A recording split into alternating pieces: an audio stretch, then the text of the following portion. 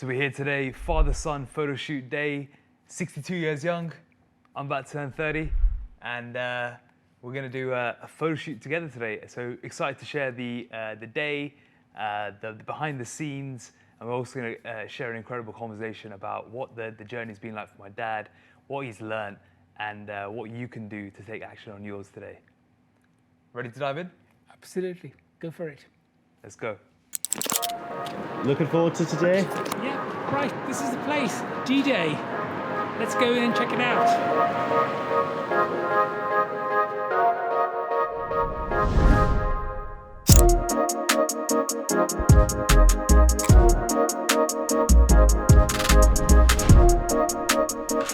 It's a big day, how are you feeling? I was having second thoughts about it initially, but there's no going back because Akash put on Instagram after we went to see Godfather. First he talked about the family favourite, which is always a family favourite. And then he just put a sort of throwaway line, by the way, Dad's going to do the photo shoot with me, so there's no looking back after that. That's the power of social accountability and peer accountability.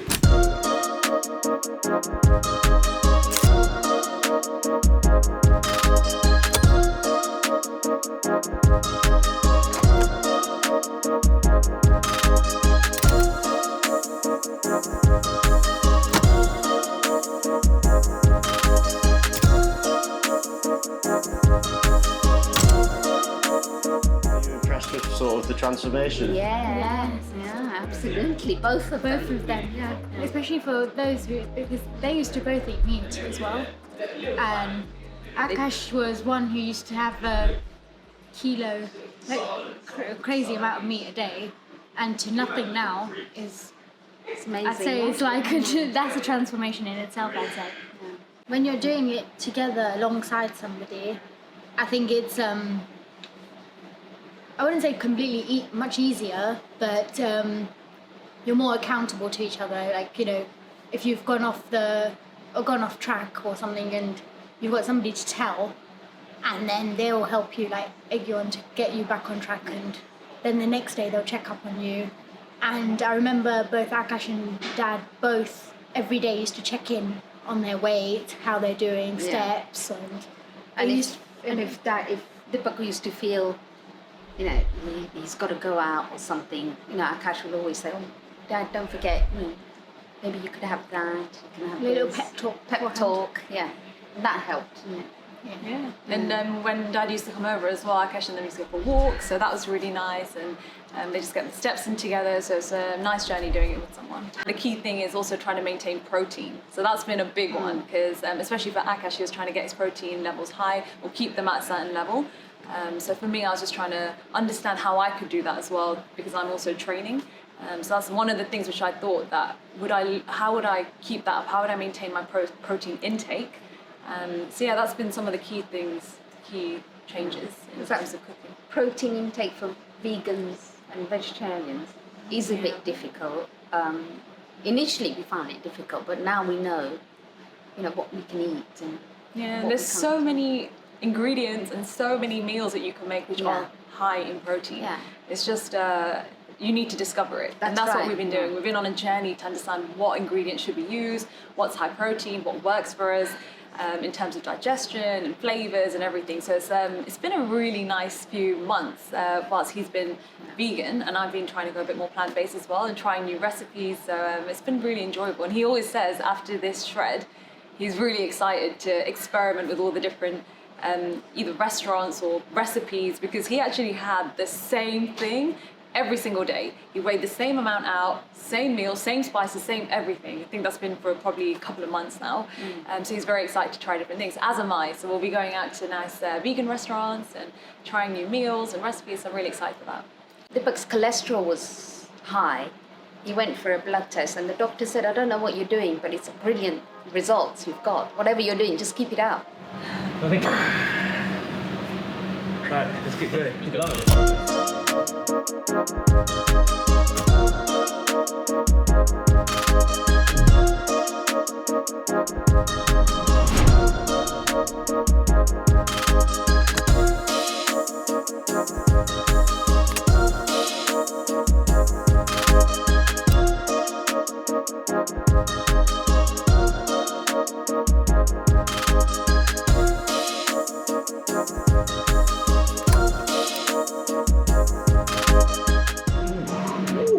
Family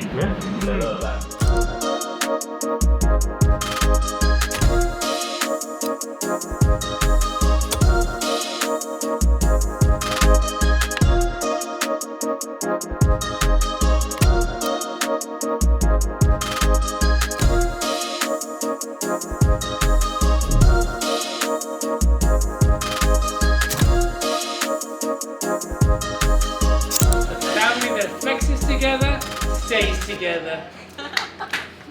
Can't get more cheesy than that. Then you play that song. Okay, so let's take it back to the end of 2019. Why did you start on this journey in the first place? I think there are possibly 3 reasons for this, looking back on it. First one is your sister started the journey, and she initially, sort of a couple of days, initially she found it quite difficult, and I thought I'd just help her out. And I adjusted my eating habits and everything.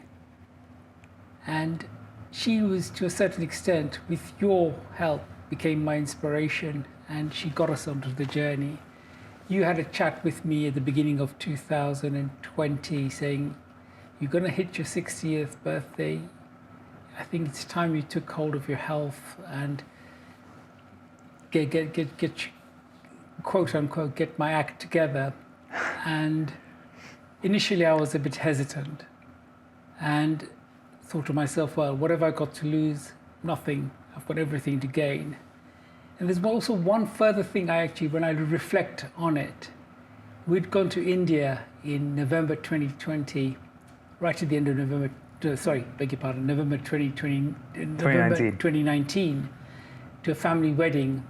And my friend, very close friend of mine, he had me sitting at one function with people of the same age group as mine. And one of the things that came through across was they were all talking about what medication they were on. And there was almost a one-upmanship as to how much medication each one was taking.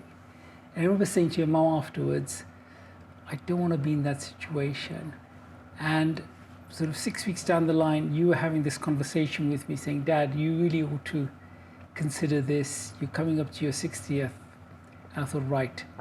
On February the 1st, I embarked on this journey.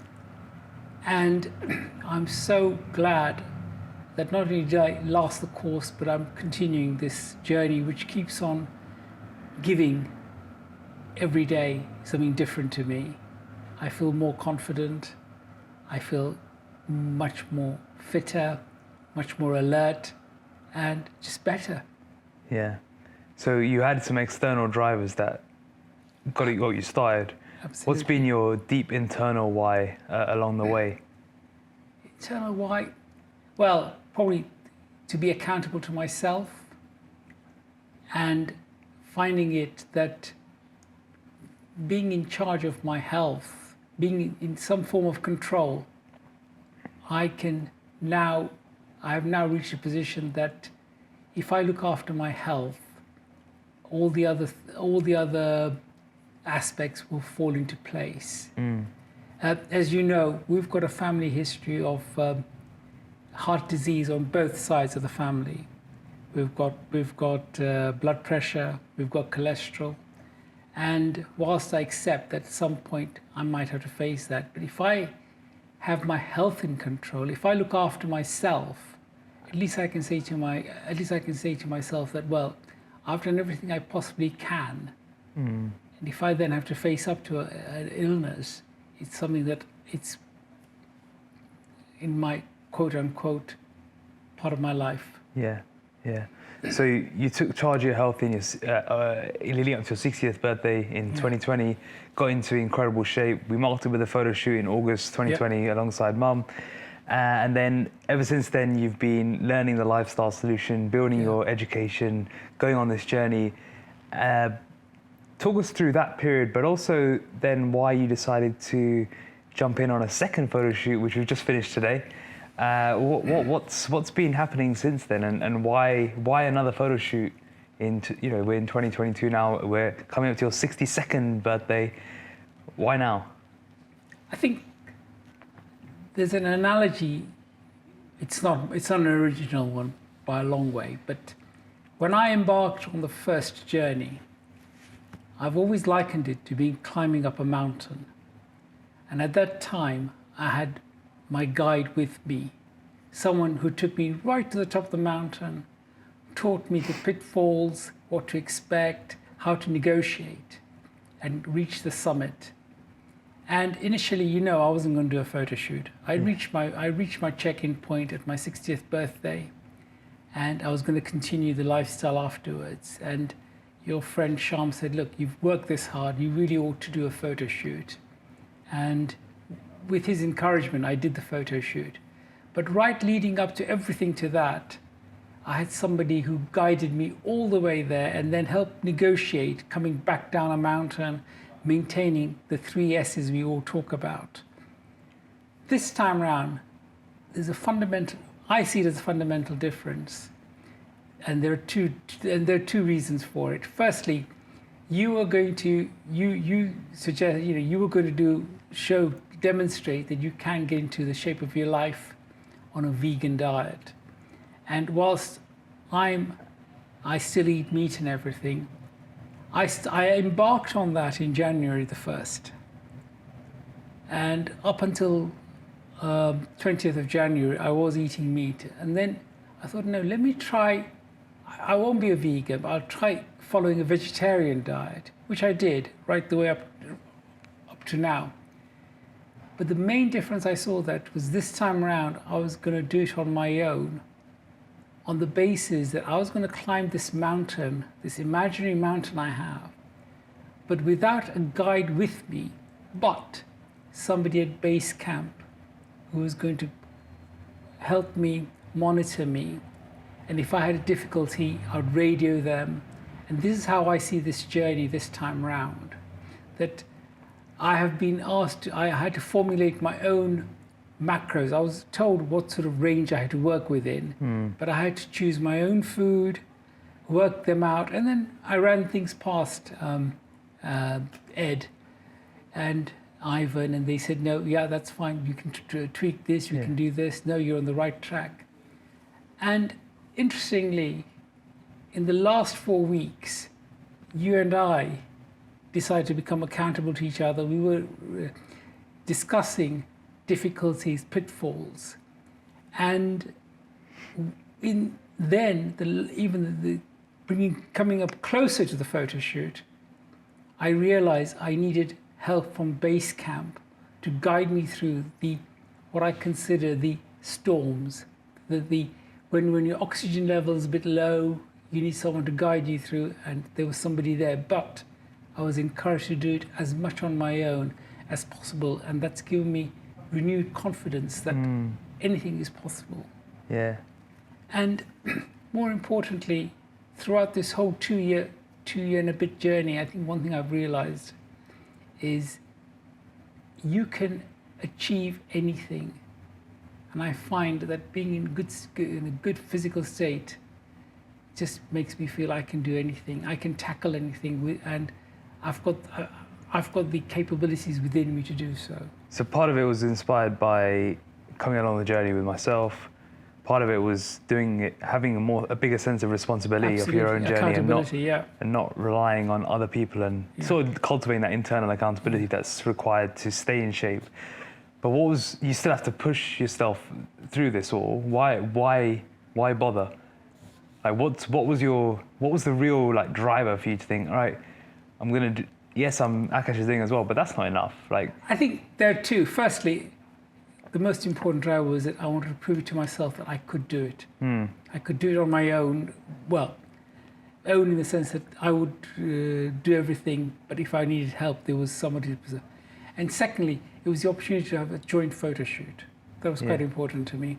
And thirdly, it was just a sense of doing something to reach another milestone in my birthday. I was coming up to my 62nd birthday. Honestly, can I do it? It is the ability to prove to myself that I can do it, and I've been able to do it. I think as always, it's something it's the reason why I like to do it every few years as well. It's just to you know, can I still do this? And it's pushing yourself way out of the comfort zone every couple of years, just gives you that renewed sense of that feeling and that renewed sort of introspection that you gain as well. Yes, this time round, the introspection was quite interesting. Is that it was more about me, not about external forces. I thought I was finding that I had strength, which I did not realize I had, in that I could work things out, and if I got stuck, I asked. Yeah. There's always also, last time you did it with Mum, and you did it with Roshni, whereas this time you did it on your own. This time I did it all on my all on my own. You were there, you were doing it, so I could swap notes with you, but we could swap. But this time on my own, and interestingly, Mum did not comment on my eating, nor there's any external forces that, well, actually, you can take. I made up my mind. Next 14 weeks, I'm not going to take a break from anything. I'm going to concentrate on this. The only time I sort of stepped back slightly was when we celebrated Chandni's birthday, and we all got together. And I remember I got a bit slightly carried away, and I enjoyed myself. But the following day, I knew exactly what I had to do to get back on track, and that was very important to me. I think the other thing is that there's been a family shift in our approach to health and fitness. Like, the reason you don't get comments from Mum is because she still lives a healthy lifestyle. Yeah, absolutely. So you're not trying to face that battle. We've evolved as a family. And I think not only that, I think also I find my extended family, when I said to them, "This is what I'm doing," they understood it perfectly. There was no pressure from them. They actually asked me how I was getting along, and there was a big change in my mindset. Previously, when I did the first time around, I remember I had a really tough time of it. Even though Mum was doing it with me, the extended family couldn't quite grasp it, and they actually thought there was something wrong with me. Yeah. They thought I was ill at one point, and I had to reassure them there's absolutely nothing wrong with me. I was eating better then than I'd ever been. So this time around, I didn't face any of that. People understood exactly what I was doing. So how does it feel to be in the shape of your life, an even better shape, the best shape of your life at 62 years young? It's incredible. I cannot tell you how I feel. I was saying to you, when I did my first photo shoot, I was so chuffed that my waist was 81 centimeters. This time around, doing a second photo shoot, my waist is 78 centimeters. I can't remember when I was that size. Just can't remember. Yeah, you look incredible. You know, yeah. And not only that, you threw down a challenge saying, "Dad, you need to go down to 63.5 kilos." Initially, it was supposed to be 64 kilos.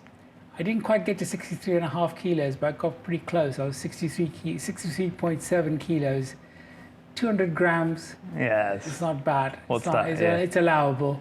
Yeah. Well, the question I always like to ask you, and I think it's a great time to ask it, is how do you think your life would have been different if you did this 30 years ago? I'd like to think you'd be even better. I think you and I have had this discussion before that, you know, when you were 50, 51, and I said, "Dad, have a go, and I kick myself sometimes. I wish I'd listened to you then. But I always work on the principle, yes, I should have followed him then, but 10 years down the line, I did take your advice, and the simple moral of that is, it's never, ever too late. And interesting, I was talking to somebody whose parents, whose son was having a photo shoot today, and they were talking about how can we do it? We eat vegetarian at home and everything, and I was discussing ideas with them, and I think they may go for it.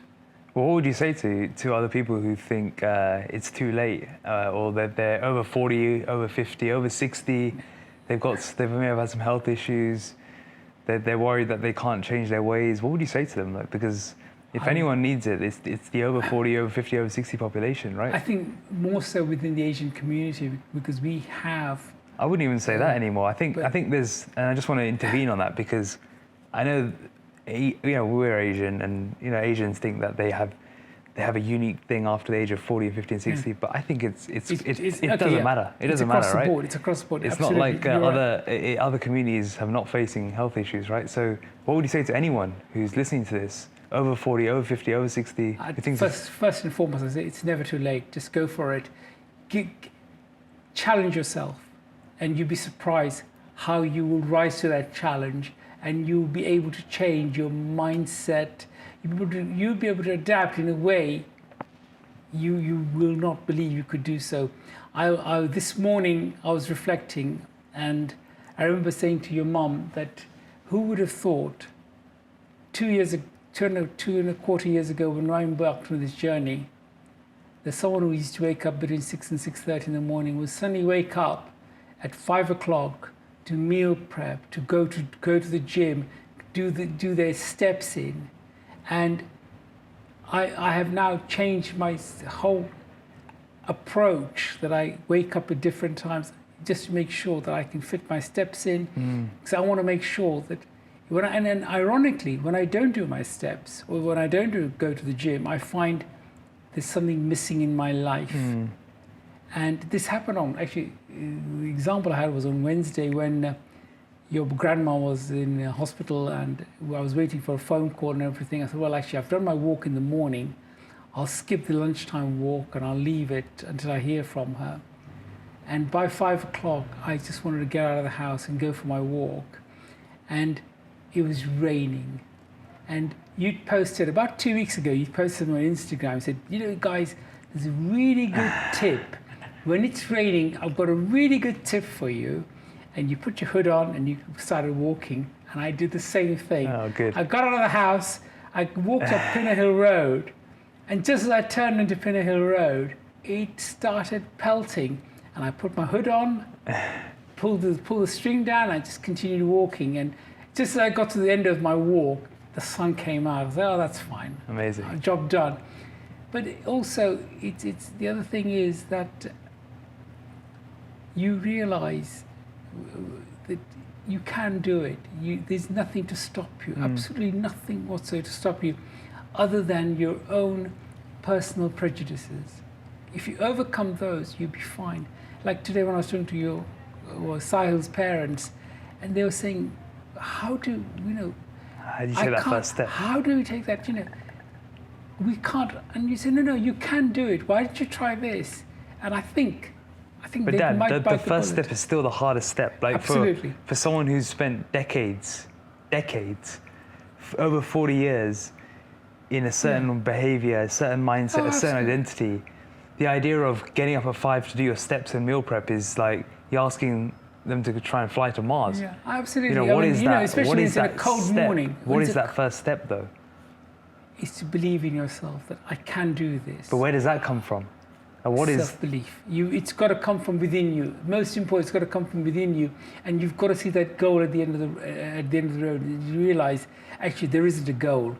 You're embarking on a journey, and that journey will just keep on giving, because you think you've reached a goal, and you come to that, you reach that milestone, and think actually no, that's something further down the road which I need to investigate. I need to find out for myself.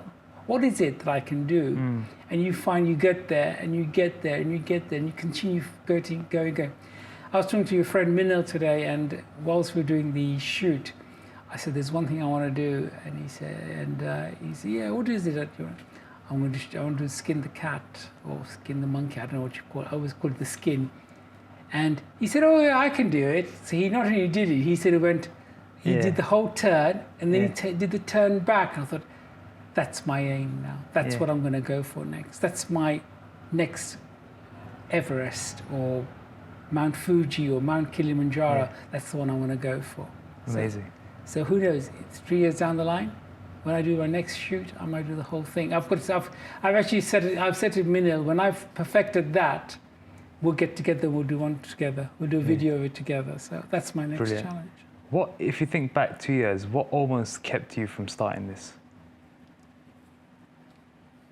I think coming out of my comfort zone. I think that's the biggest thing. You think, but if you come out of the comfort zone, you'll be fine. And what pushed you out of your comfort zone? What overcame your fear? The conversation amongst the people in the wedding about which medicines they took, inspiration, Roshni's transformation, something you've been badgering me for, and I think your pep talk. I think you put all the three together, and the fact that your mum also started the journey. was this, enough of a propeller. Both of us, and it just made it that much more. And whilst we were on that journey, okay, you'd moved out at that point, but we kept on encouraging each other, and we knew that we couldn't let one couldn't let the other one down, and vice versa. Amazing. Any final reflections? Just enjoyed it. Absolutely enjoyed it. I thought I'd find it difficult.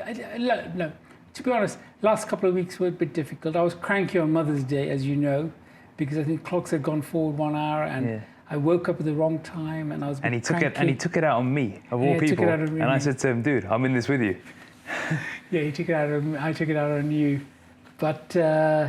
That, I think I was a bit cranky on. Okay, cranky days aside. Apart from that, there wasn't anything. This was actually much more interesting in that A, I knew what I was letting myself in for, but B, I actually enjoyed it more than the first time around, because the first time it was a step into the unknown.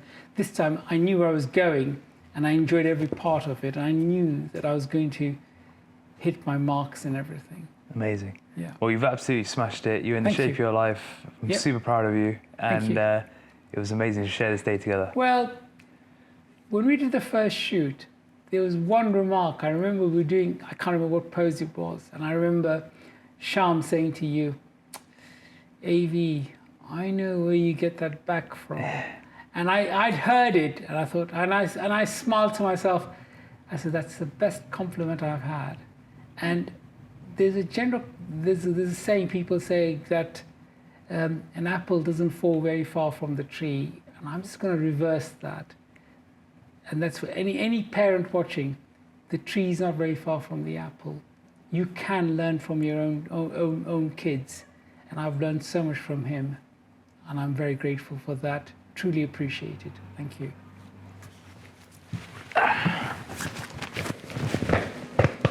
Proud of you. Proud of you. Oh, I don't know if we caught it on there, so maybe a hug in front of the camera. But there you have it. That's a wrap. That's the Vaghela grind. Vaghela grind, yes. In full effect. The battle of the ages. And if you're ever wondering if you can get into the shape of your life, if you're ever wondering it's too late, and if you can get into the shape of your life at 62 years young, my dad's living proof of that. Yeah. Hope you enjoyed watching this incredible photo shoot documentary, and we look forward to sharing more of the journey. Thank you. Let's do it.